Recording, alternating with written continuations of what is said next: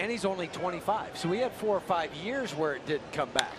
This ball sliced to deep right center field. It's over the head of Bruce. Short hop off the wall, and then it hops over Billy Hamilton's head.